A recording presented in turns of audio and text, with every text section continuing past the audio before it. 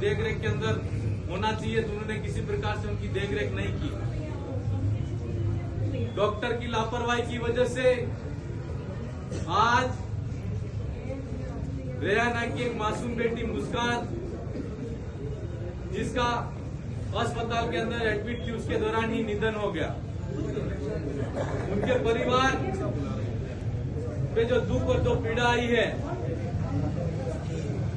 और उनके दुख के साथ में और ये हितेन व्यास डॉक्टर है, उनकी लापरवाही से जिस बेटी का निधन हो गया, उसके न्याय के लिए हम सब लोग आज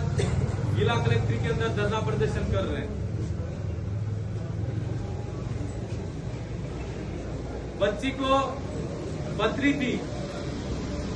और चेकिंग के दौरान पता चला कि इसकी पथरी है। डॉक्टर ने बोला कि इसका सीटी स्कैन कराना है, और सीटी स्कैन के लिए भी उनसे 8,000 रुपये मांगे गए, और उसके अंदर पथरी पाई गई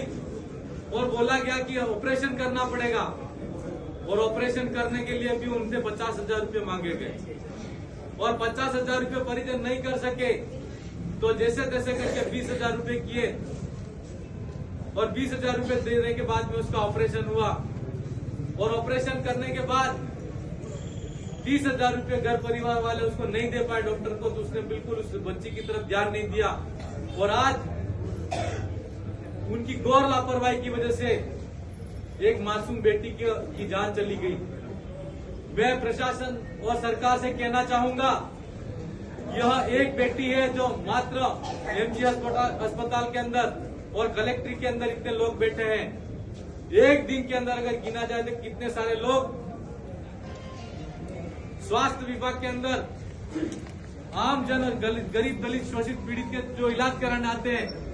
उनकी देखरेख सही से नहीं होती, उनका इलाज सही से नहीं होता, और उनकी लापरवाही की वजह से मौत के घाट उतार दिए जाते हैं। मैं इस मौके पर कहना चाहूंगा, यह हम सब के लिए और पूरे क्षेत्र के लिए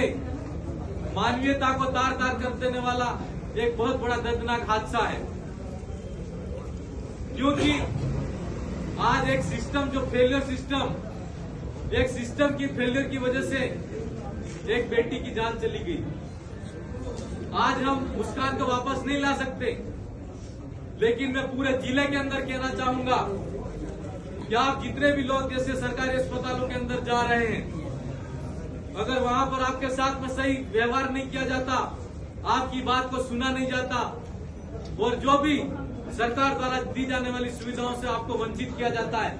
अगर ऐसा कोई मामला आता है तो पूरे जिले भर के अंदर से जितने भी साथी हैं, युवा साथी जागरूक हैं, सोशल मीडिया के माध्यम से ये पता चल जाना चाहिए, और अगर ऐसी दोबारा कोई गौर लापरवाही होती है,